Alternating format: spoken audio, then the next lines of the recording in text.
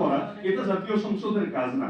জাতীয় সংসদের মূল কাজই হলো আইন প্রণয়ন করা, বিধান প্রণয়ন করা। এখন আইন প্রণয়নের জায়গায় যদি হুজুররা চলে যায়, আলেমরা চলে যায়, ইমামরা চলে যায়, সব মানুষরা চলে যায়, ওরা ভালো করে জানে তাহলে ভণ্ডামি তো বেশি দিন করতে পারবে না। কারণ আলেমরা নেতৃত্বে গেলে চুরিচামারি করবে কিভাবে, আলেমরা নেতৃত্বে গেলে চাঁদাবাজি করবে কিভাবে, আলেমরা নেতৃত্বে গেলে দুর্নীতি করবে কিভাবে, আলেমরা নেতৃত্বে গেলে খুন খারাপি করে পার পাবে কিভাবে, আলেমরা নেতৃত্বে গেলে পতিতবার খুলবে কিভাবে, আলেমরা নেতৃত্বে গেলে মজার বাংলা ইসলাম দিবে কিভাবে, আলেমরা নেতৃত্ব দিলে এই দেশের মধ্যে কাফের মুশরিকদের আদর্শ এবং এজেন্ডা বাস্তবায়ন করবে কিভাবে।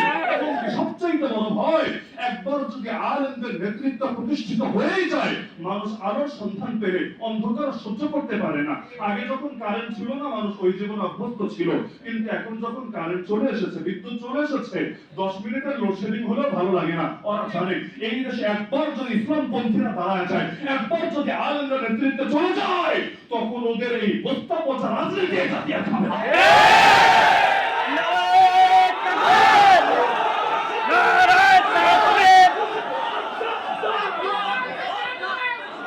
এই জন্য বরাবরই তারা আলেমদের মাথায় কাঁঠাল রেখে সেই কাঁঠাল ভেঙে খেতে চায়।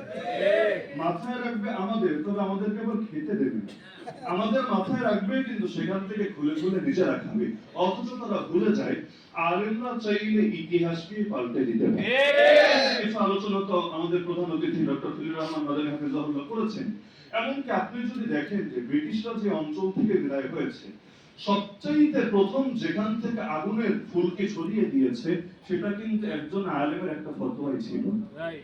আলেমদের ফতোয়াকে তো অনেকে দাম দিতে চায় না, যে আলেমরা আর কি করবে, একটা ফতোয়াই তো দিবে। আরে ভাই, শাহ আব্দুল আজিজ মুহাদ্দিস দেহলভী রাহমাতুল্লাহি আলাইহি যখন ফতোয়া দিয়েছিলেন যে এই ভারতবর্ষ এখন থেকে দারুল হারব এবং এখানকার প্রতিটা আকেল